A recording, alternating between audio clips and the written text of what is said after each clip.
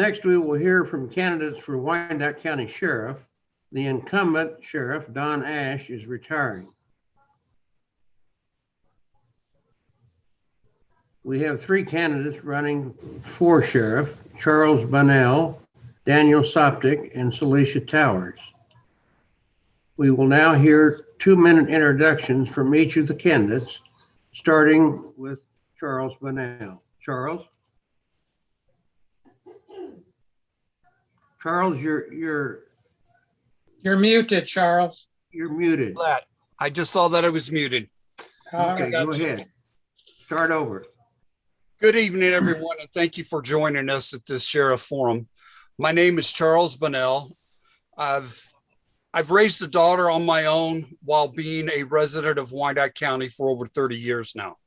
In the past 25 years, I've lived in the community of Armourdale. I am a military veteran with 17 years of service for our country and our community. I have 18 years of law enforcement experience, of that of which I've worked in the adult detention, judicial services, and field services. The first two I've done supervisory positions in, and I enjoy getting out and meeting with the community to bridge the gap between the community and law enforcement.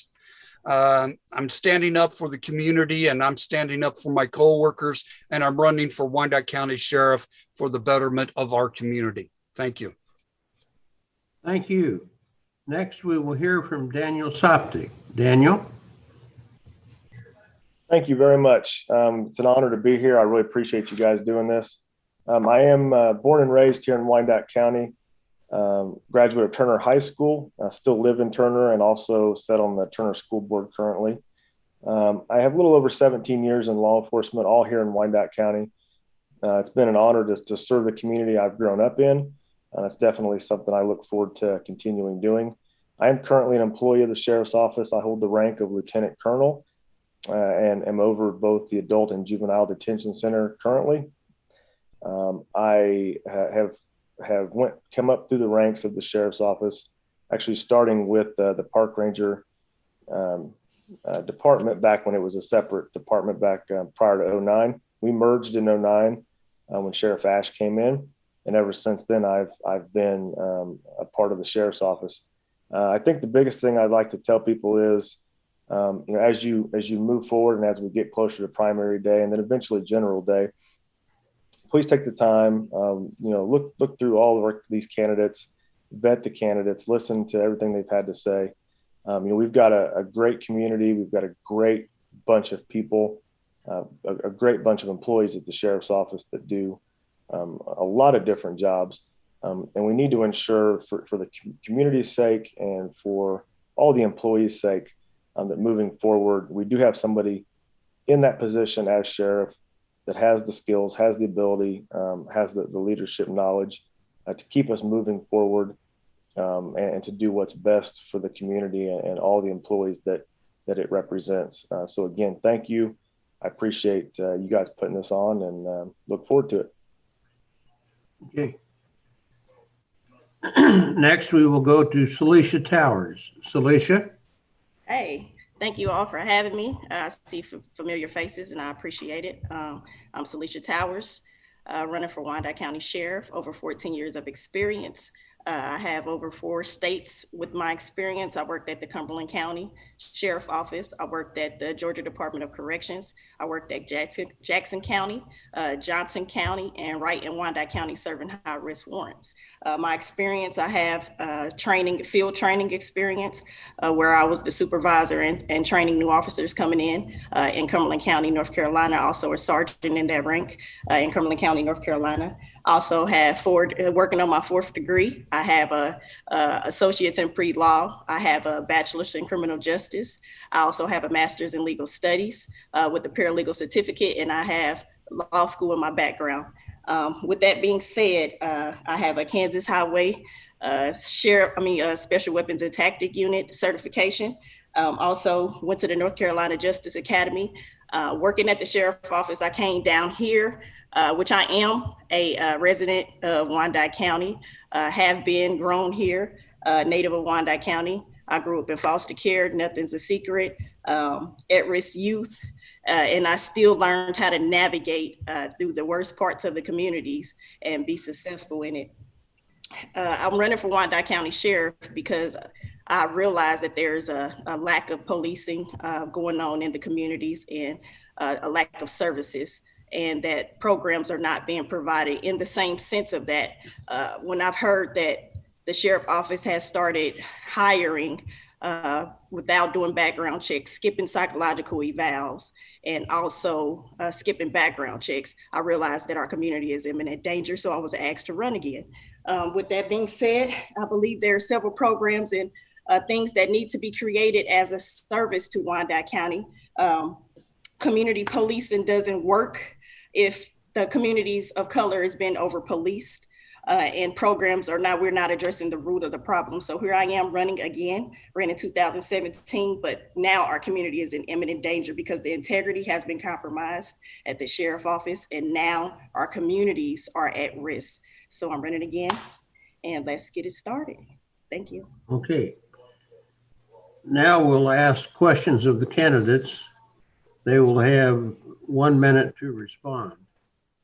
First question will come from Mary Rupert. Mary? Thank you. Do you support the proposed safe and welcoming ordinance, including the ID provision and also the ban on calling ICE?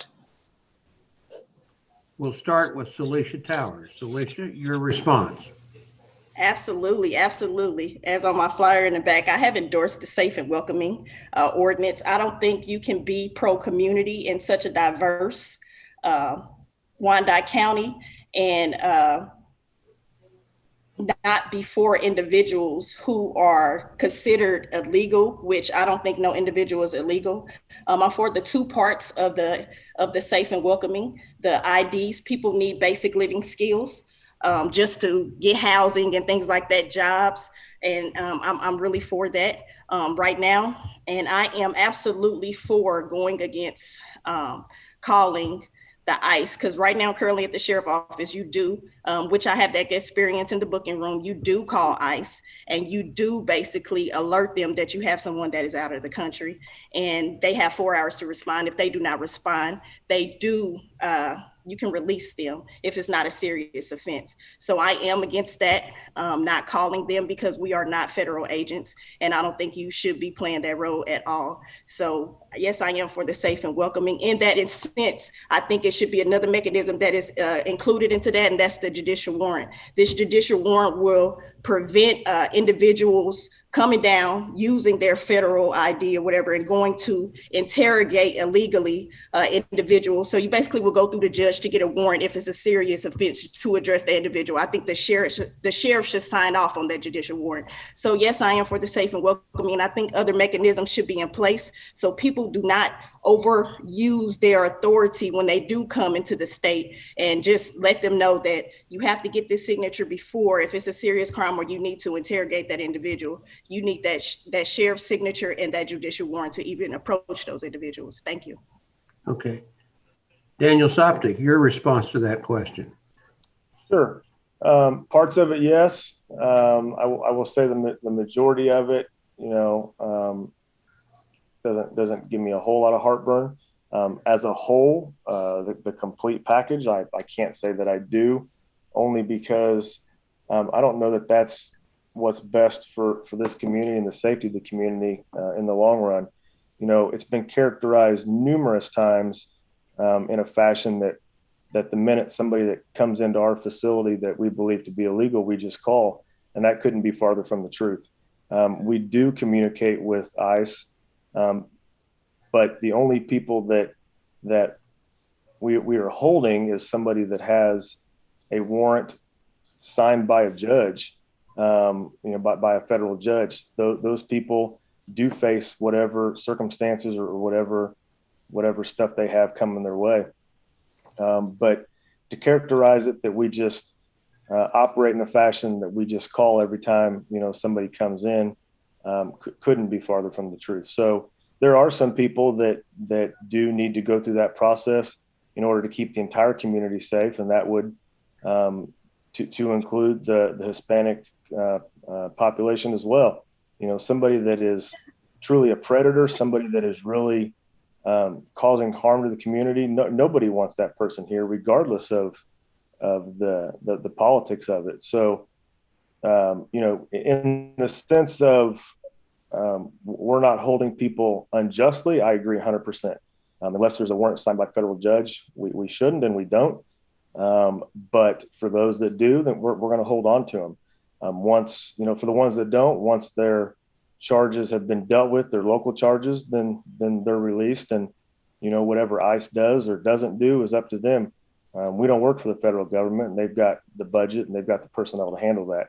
But I think that it needs to be characterized correctly, and whatever process that is believed has happened or happens, that's definitely not the case now. But the ID part, I have no issue with an ID. I think anybody that can have an ID, it makes it that much easier for law enforcement in particular. Okay, thank you. Mm-hmm. Charles Bunnell, your response. I'm for it. I'm for anything that's for the betterment of the community, what's best for the community. I do also feel that if somebody has a warrant, an ICE warrant or a federal warrant, that we should contact them for the betterment of our community, what's best for our community. We do not need hardened criminals coming across the border and staying here. Those individuals can go into the federal system and back to Mexico, whatever. We don't need them in our community. But for any average person that's coming through, no, we don't need to contact ICE. Regarding the ID, I am for it.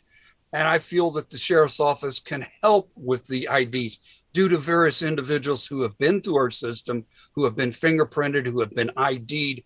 We can assist with identification of them so that they can get the municipal ID to be able to get services and get them whenever requested that they have an ID for those services. I think we should do it. Thank you. Okay, our next question will be from Elnora Jefferson. Elnora? Okay, thank you, Merrill. Wyandotte County has one of the highest demographic diversity rates in the country, and that fact is going to continue. The question that I have is, should the Sheriff's Department be brought into the housing and economic development, or to the housing and economic development table?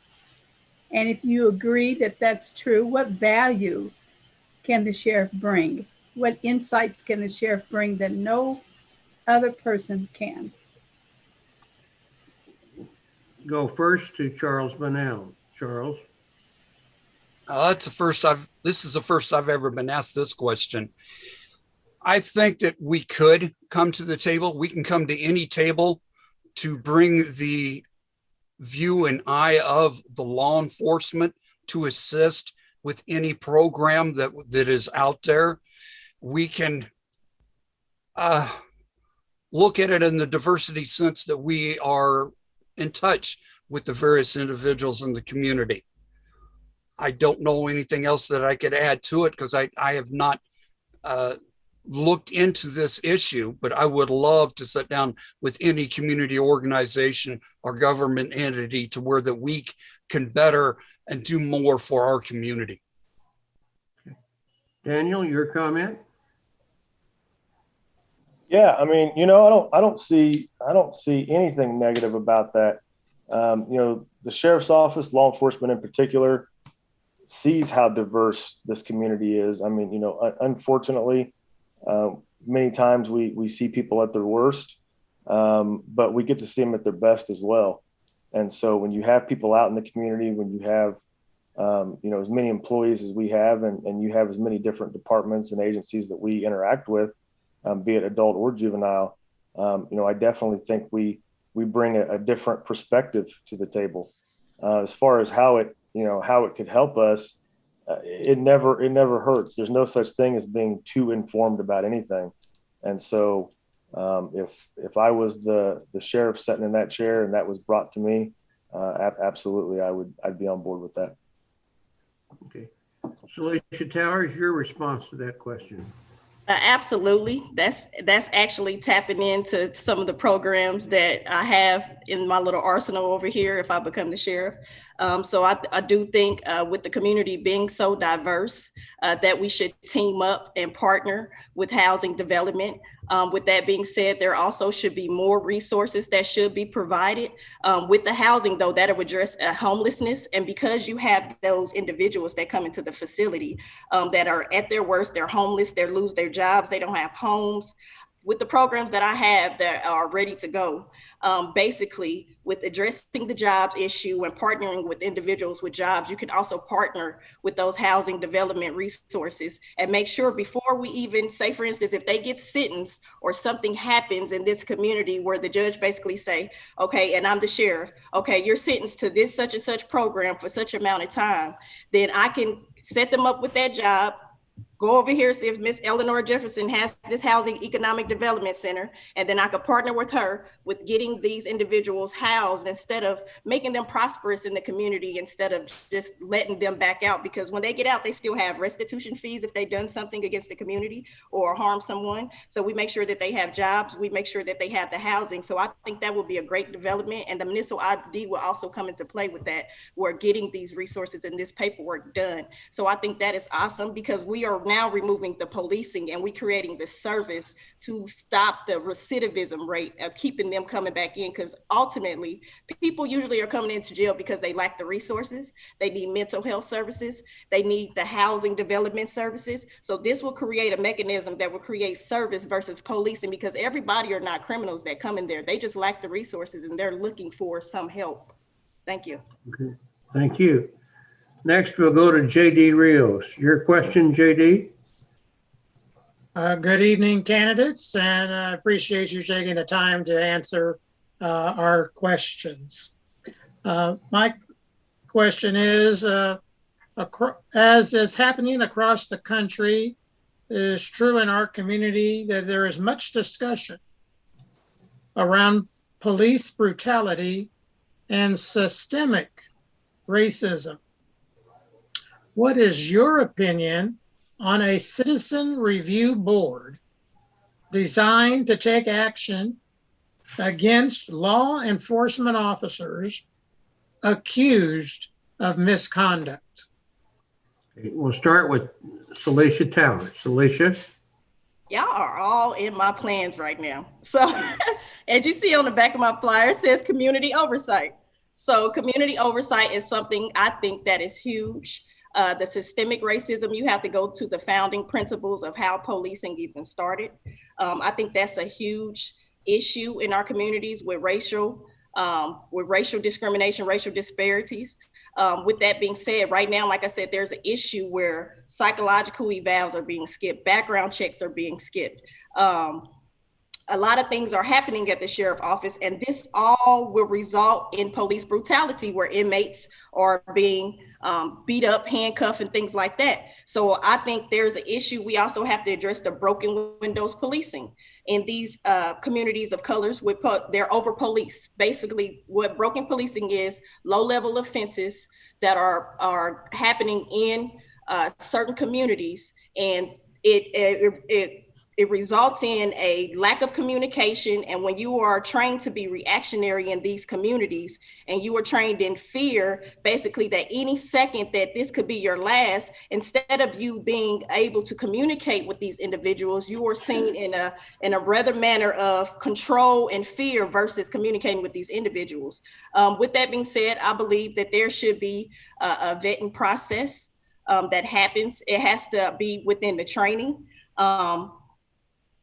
You have to go all the way down to breaking down the corruption that's going on in the department. You have to investigate the department of what's going on and the lack of training and all these issues that are going on. Like I said, you have to address the founding principles of what takes place when it comes to systemic racism and the police brutalities in this community. It has to be addressed. It has to be addressed in the training. It has to be addressed in the hiring process. You have to hire individuals that look like the individuals in the community. And this is a very diverse community. So you can't be negligent in hiring certain individuals. And then when other individuals come into those communities, we are seen as being afraid of those individuals.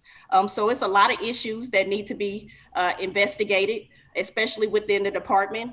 Me coming from a diverse out of state and being from Wyandotte County and seeing the hiring processes, the training processes, and me being told when I work in South Patrol that these individuals lack certain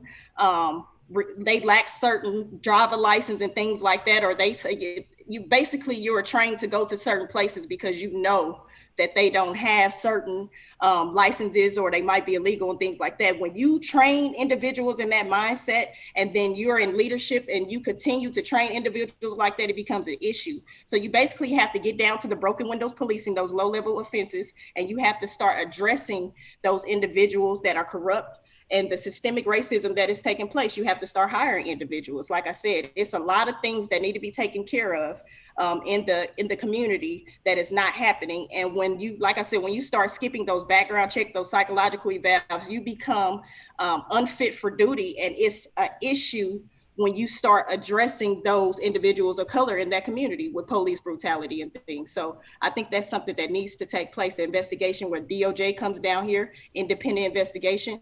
Community oversight should also be to the point where they have access to these video cameras that you're wearing, body cams. That's something community oversight should be over as well. They have access to the complaints that's going on in the community. They have access to our body cams, and anything when it comes to misconduct of a police officer within 48 hours, that cam should be with that community oversight person and that prosecutor. I think that should take place. That's what all about my community oversight is. They are over the community oversight. They're over the body cams. They're over the complaints, and they make recommendations to us of what should be changed or what could we do better. So there should be a lot of meetings that take place between these communities. Within 48 hours misconduct, that community oversight group need to have our body cams. There is nothing else. Thank you. Okay. Daniel Soptic, your response to the question.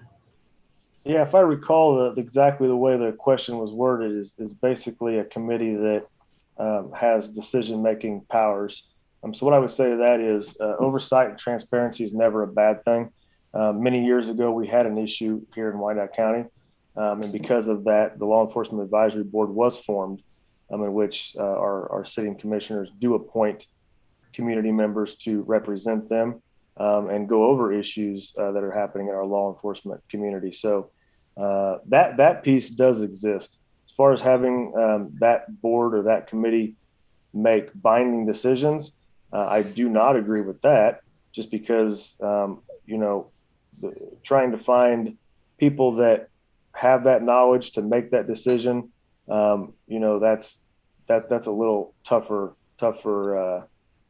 blank to fill in. But at the root of it, I have no issue with the community being involved and us being transparent. What I will say to our employees that we have now that we've hired, again, this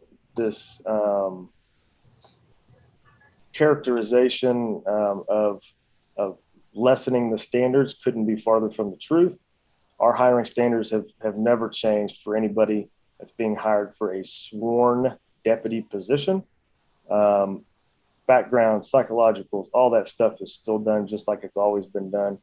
And if that's not the case, if somebody has something that they could show us where that's different, I'd love to see it, because it doesn't exist. But yeah, at the root of it, I think we have to be involved with the community. We have to be transparent.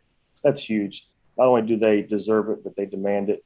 And our power is derived, our authority is derived from the community that gives it to us. So sure, we need them involved. But when people are making decisions about other people's careers and lives as well, there needs to be somebody that has some experience. You don't take in an attorney to fight somebody's case that's never been an attorney. They want that due process as well, and I think that's across the board. So thank you. Okay. Charles Bunnell, your response. That issue is partially derived from the good old boy system that needs to be uprooted out of our department and out of the community. The advisory board or the review board of the community, that needs to be made up of three different aspects: the sheriff's office, the community, and the DA's office. Incidents can be reviewed by all three. If it is considered to be a minor offense, it needs to be turned over to the sheriff's office for either retraining or through a disciplinary process that we have in position. If it is considered a major incident, then everything must be turned over to the DA's office for them to prosecute. It should not be a discipline or prosecuted by the public or the review board. It should be either the sheriff's office or the DA's office. Having the community to review or critique, I'm all for that. To have them as part and working with, in conjunction with the sheriff's office and with the DA's office, more power to the community with having this type of a setup. Thank you.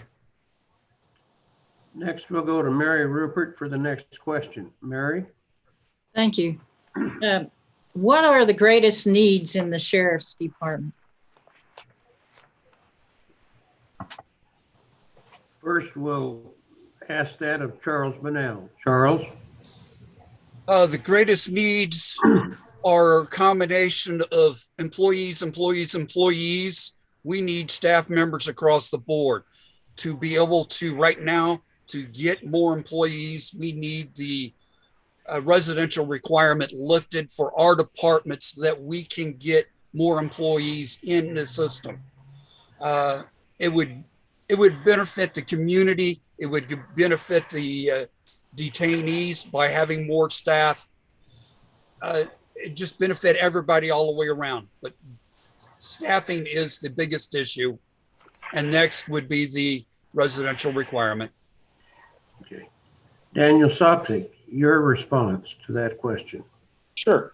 Yeah, we are very short. Staffing is definitely an issue. You know, that comes with a couple different things, and part of that is a price tag. The other part is, attracting applicants that are either willing to move here, and or addressing that residency requirement. But at the root of it, it's how do we get those employees back? Not back, but how do we get the applicants to come back like we used to have? When all that they hear is how bad it is and how bad the current employees are, because your current employees are the one are your biggest cheerleaders. They're the ones that are recruiting for you. So when you have people out there talking about how bad it is and how bad everybody is, when that's just not accurate, not true at all, why would anybody in this community want to apply for it? I guess the response to that would be, well, if it's that bad, they shouldn't. Well, I'm here to tell you that it's not. And I would challenge anybody to find a majority of current staff that would say, that's the deal. Now, sure, we're not perfect. And I've said this before, nobody's infallible. There are definitely things we can do better. But as long as the narrative is negative and the narrative towards law enforcement's negative, this is what we're going to have. We're going to have issues getting people in. And then you put on top of that a job that's tough. People come in, the first thing they do is they're assigned to the detention center. That takes a special person to do that. That's not just something that anybody can do. And that's not something that just any law enforcement officer can do. So you have to recruit the right people. You have to get the right people in the door.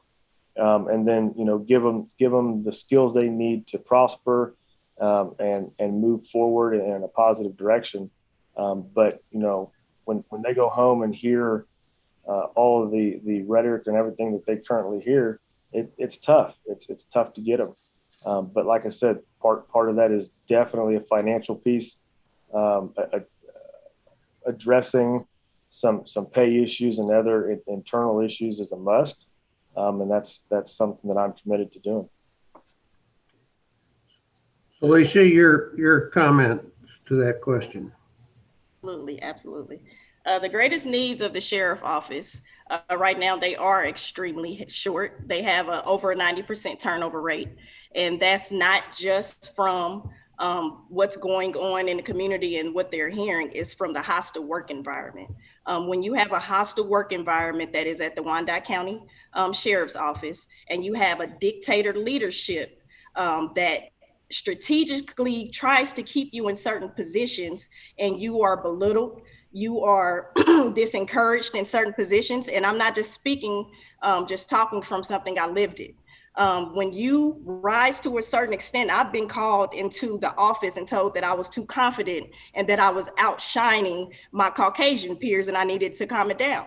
So when you were told that by leaderships and lieutenants, these are things that takes place in that hostile work environment. On top of that, you have low pay. You do way more than Kansas City, Kansas Police Department.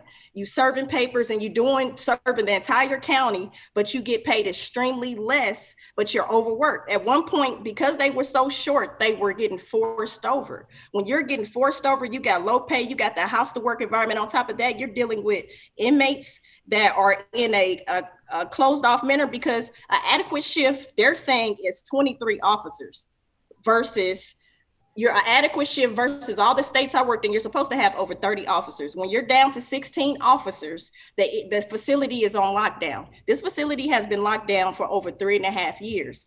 The leadership lacks the capabilities to retain employees and to keep them employees happy because of the hostile work environment. You have to get rid of the corruption. When you get rid of that corruption, and you get rid of those individuals in that leadership that lack the capabilities to manage those employees correctly, then you will have individuals that will come in, and you will also keep those individuals.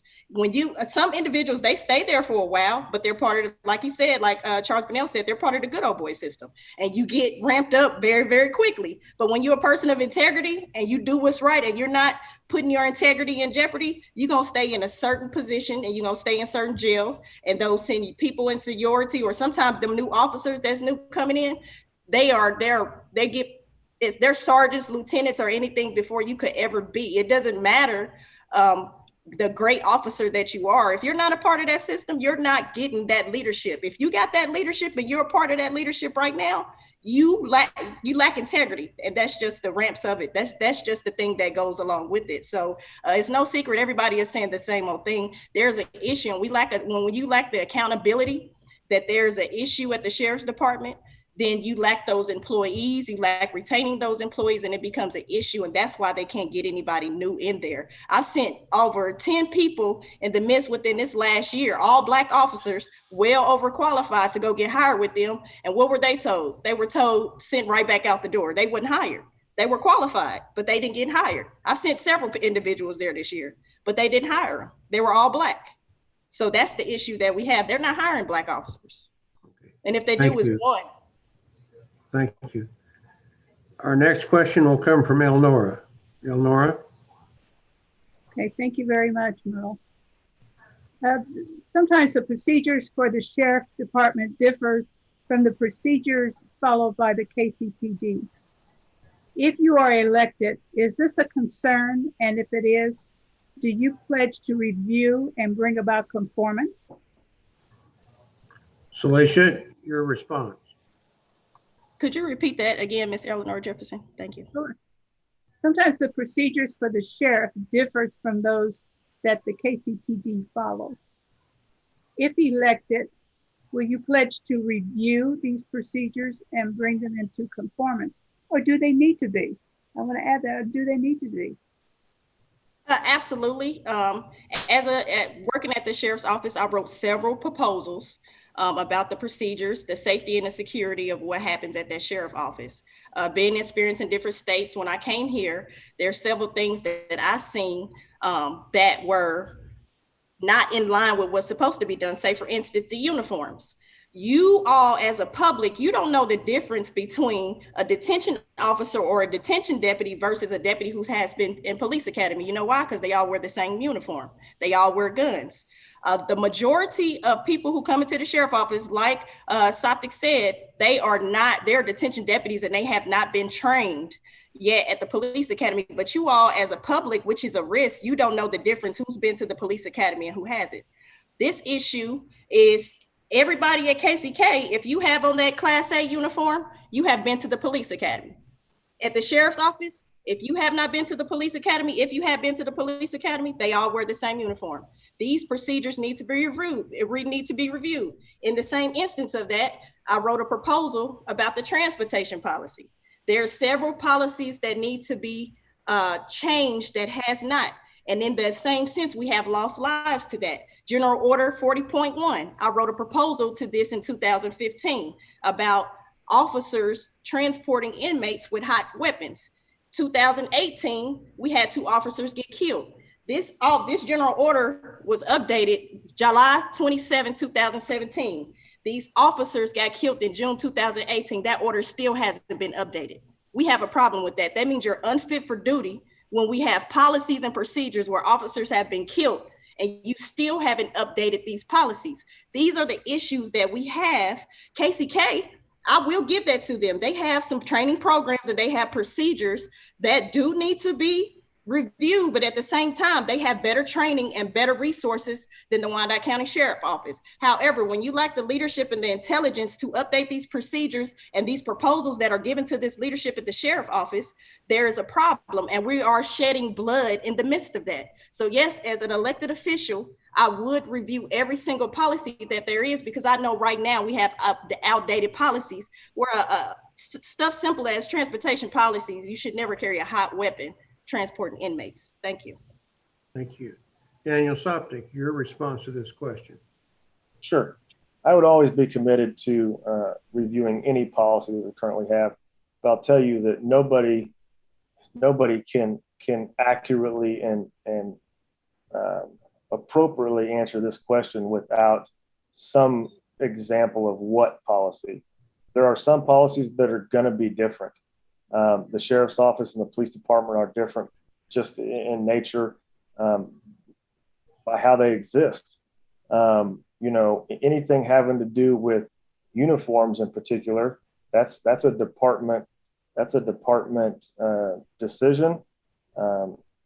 Kansas Law Enforcement Training Center and CPOST, those aren't things that they dictate, because every single department and every single agency across the state of Kansas is different.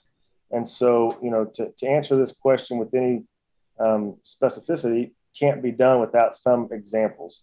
Now, what I will say in general, if there was something that we could change or should change that would make things more effective, that would mirror a policy that KCK has, then, that's always something we can look at.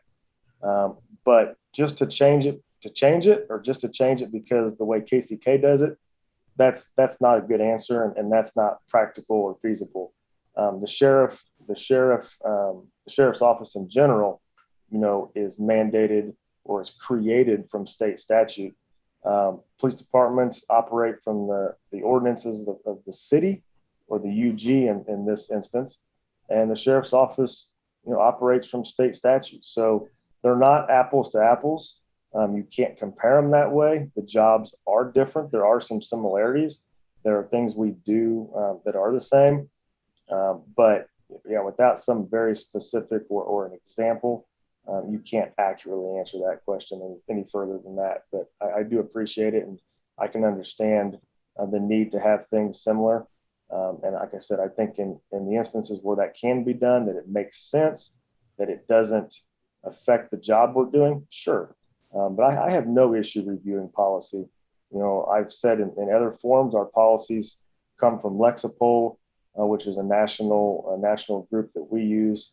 All those policies are vetted for best practice. They're also specific to the state of Kansas, because what happens in other states, or what's law in other states, may not be law here. What is typical in another state may not be typical here.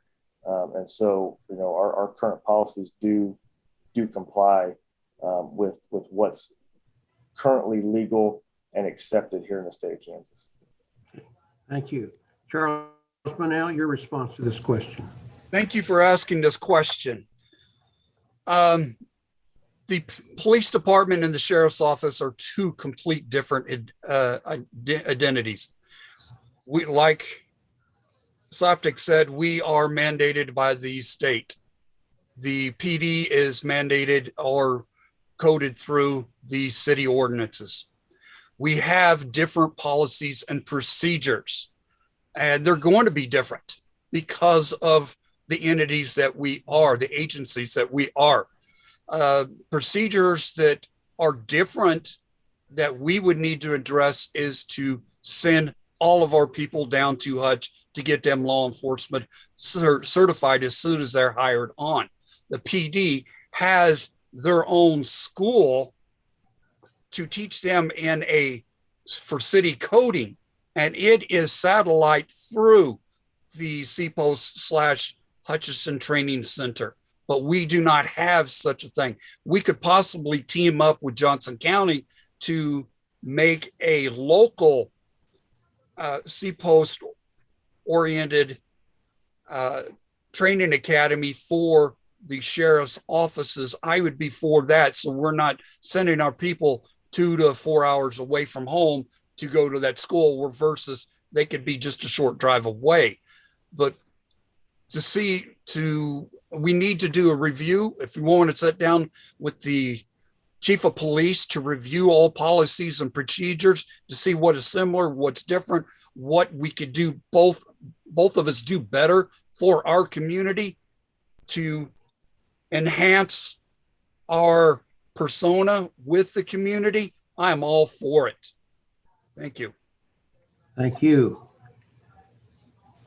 Now we'll go to JD Rios for our next question. JD?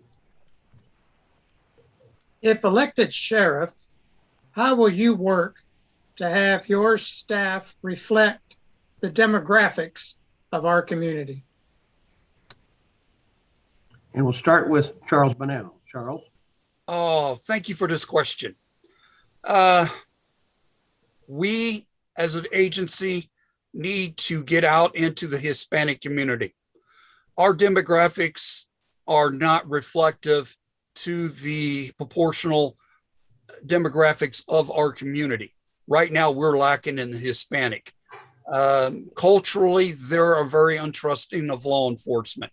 That is where community policing of deputies and the command staff to get out into the community to change the mindset of the community of who and what we are and what we do. We can entice more Hispanic individuals, both men and women, to come higher on with our department, showing that we do have a good starting pay. It's not equal to what the PD is, and I would like to have ours increase to be equivalent to the PD on the basis that we do almost twice the amount of work for half the amount of pay. And that has to be changed. And we get that changed, we could entice more of the various individuals in the community come and hire on our department. And like I said, we need to get out in the Hispanic community and to talk to them and try to get them to hire on in our department for a job/career in law enforcement. Thank you. Okay. Daniel Soptic, your response to this question. Sure. I'd be looking to deploy liaisons to the many different communities that we have. We need to do a better job of letting them see who works for the sheriff's office, and what they do. People that, quite frankly, look like them, whoever that is. We've got a lot of great employees, like I said before, that are in the detention center, but they stay hidden, and it's just the nature of the job they're doing and the environment they're working in. And so one of my first acts, if you will, or one of the first things I'd be looking at would be how do we deploy those liaisons to those communities, people that, deputies that the communities can trust, that they can get to know, and then they can bring along some of our other employees and get them out and about, and really educate the community in exactly what we do, why we do it and how we do it, and why it would be a great place to work. The other hurdle, is getting is getting the younger generation to really look at a career and not just a job. We see this, and it's not just in law enforcement. You can research it, across the country in many different fields of work. A lot of times, our younger folks are looking for a job, and maybe they don't know yet. Maybe they don't come out of high school knowing what they want to do. They don't maybe even come out of college knowing what they wanted to do. I went to college later in my life. I did some stuff early on, while I was in high school, but I actually finished both my associates, my bachelor's, and my master's once I was, far removed from high school the first time, or school the first time. So, how do we appeal to the younger demographic and get them interested, and maybe help them make their mind up, or help them identify that law enforcement is something they want to do, that corrections is something they want to do. It's a different beast. It's a different job altogether. Like I said, I believe I said earlier, what our detention deputies do is far different than what our patrol deputies do, and really is far different than any other law enforcement job here in Wyandotte County. And so it is a hurdle. And I think that, for anybody to say that they have the answer, well, then maybe they should write a book and go on tour, because the country and the profession of law enforcement would love to know what that answer is. But I think what gets us a whole lot closer to it is engaging with the community, engaging with our juveniles, using our current employees to really show what that job is and what it has to offer, and why it can be a career, and a whole lot more than just a job. Okay. Celicia, your response. I actually have the answer. And that answer will come with being elected as sheriff of Wyandotte County. But I am engaged with my community, so I won't send any person out other than myself to recruit individuals that reflect the demographic of the community. Going inside of different cultures into the community. First, you have to make sure that your leadership reflects that demographic. When your leadership lacks that demographic, and it lacks something that will attract individuals to want to work for that department, they're not going to come there. They don't see any future than detention deputy or a patrolman. You have to have your leadership reflect that demographic. This leadership does not reflect that demographic. There is a certain level that's hit head. Now, you may have one or two, I count maybe 3 individuals that reflect the demographic of the actual community, but in a sense, it does not reflect the demographic. So there's no future really at the sheriff's department, but being a detention deputy or a patrolman. But you have to attract that as well as the pay. So I'm engaged with my community. So I would get out there. I have several individuals right now that wants to work for the sheriff department, but they're not sure about the safety and the security of what's going on at the sheriff department. And like I said, I've sent individuals there to work there, but they have not been hired because of their demographic. And I will say that because they were well qualified, but they were just told certain things that other individuals that had a different demographic, they were hired up on. So I'm engaged with my community. So I will actively go into the schools, actively go into the colleges, and show them as a person that reflects the demographic of the community why you should become working at the sheriff's department. I don't believe that you should hire from 18 to 20. That's what they're doing right now, calling them correctional specialists. You should not put individuals in that trauma early on in that detention center, because all it takes is one inmate to punch or to hurt sexually or something like that in that manner of those 18 to 20-year-olds. And a unified government is in hot water. So I don't believe in that. If they are going to hire that, they need to be internships with civilians upstairs. They don't need to come downstairs, because that is a different type of environment. And I've been doing it since I was 21 years old. So these are things that need to happen, where you need to get out here in this community. Don't send nobody else, and be active.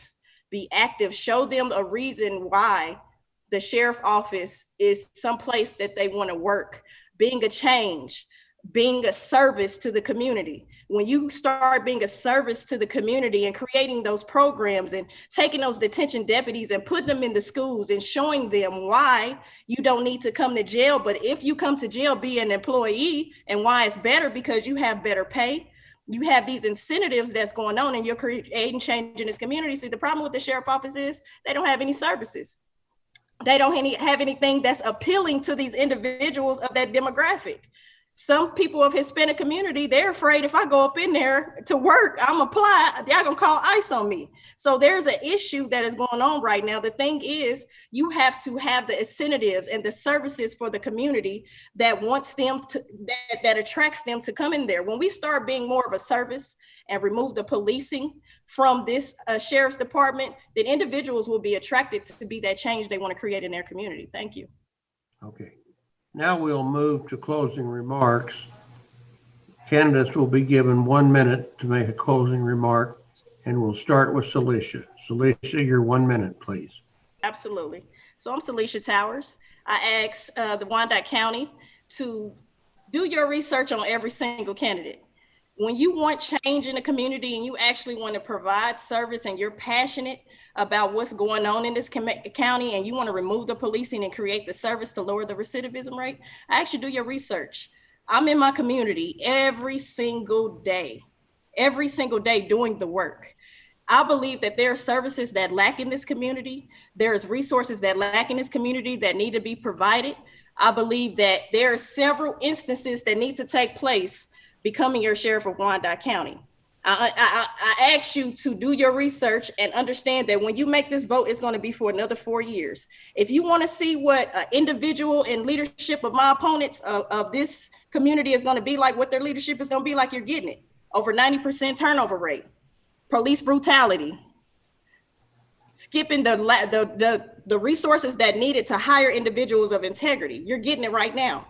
So be the change when you go to those polls, and make sure that we need services in Wyandotte County that is going to lower the recidivism rate, and understand that this is a 4-year decision. You had a chance in 2017, now you got a chance in 2021 to get rid of the old system because it's not working. Vote Celicia Towers when you go to this polls. Early voting started July 24th. It ends August 3rd on election day. And let's make this change that we wish to see in our community. Thank you. Daniel Soptic, your closing remark.